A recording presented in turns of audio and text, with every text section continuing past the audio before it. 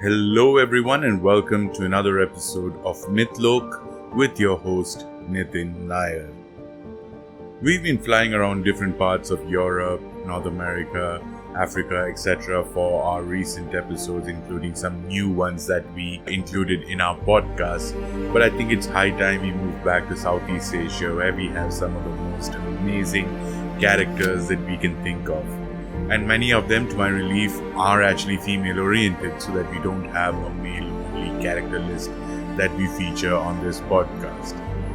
Today we are going to explore another goddess from Southeast Asian mythology, and this time is from Thai mythology, and we are going to be talking about the Nang Kwak. Nang Kwak is a household deity in Thai folklore. It is believed that she can bring good fortune and attract business. This deity is commonly seen wearing a red-colored dress and carrying a rice dish. Nang Kwak is an incarnation of Mae Po Sop, the Thai rice goddess, and she is also considered to be a version of the Hindu goddess Lakshmi.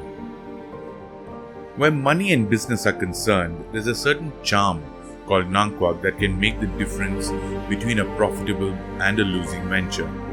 This is said to attract wealth and good fortune to most Thai businesses. Nang Kwak is usually placed on the counter of a restaurant, a shop, or on her own mini altar shelf. In Thai households, she is known to appear wherever she is needed to attract wealth and good fortune. Since she is considered a deity, many people in Thailand have a statue or a figurine of her, or the more common cloth poster, in their home or shop. They also wear amulets around their neck to keep the Nang Kwak close at hand. Nang Kwak is usually depicted as a beautiful woman in a red dress with a golden crown on her head. Her right hand is raised in the Thai way of beckoning a customer, with the palm of her hand curved and pointing downwards. She is also known to hold a bag full of gold. The present image of Nang Kwak is an incarnation of the rice goddess known as Mae Po Sop. She does not wear the sheaf on her shoulder like the other rice goddesses.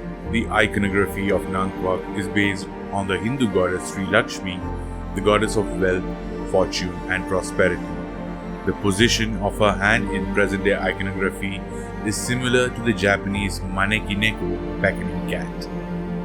If we look at the origins of the Nang Kwak, it is claimed that a man named Sujita Brahma lived with his wife in an Indian district of Swati. He used a cart to bring their products to markets farther away, and his daughter Supawadi would accompany them. When she heard a sermon given by Fra Gasabetra, Supawadi was suitably impressed and became a devotee. On seeing Supawadi's devotion, Gasabatera, being an arahant or an enlightened spirit, blessed her. He used his powers to bless her so that she would have the power to attract business, wealth and prosperity. This led to her parents being extremely wealthy. Following her death, people began worshipping her image. Her image was later changed to a modern-day depiction of the beckoning lady. She became known as Nang Kwak, or the beckoning lady, Kwak or Gwak, meaning beckoning or waving.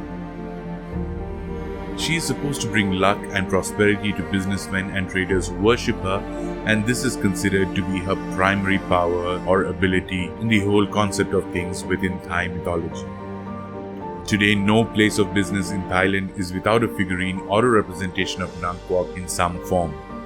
It has become synonymous with places of business and good luck in modern times.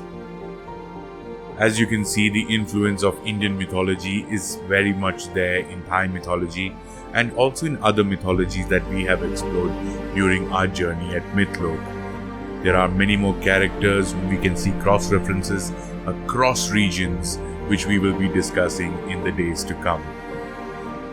Thank you very much for tuning in to another episode of Mythlok.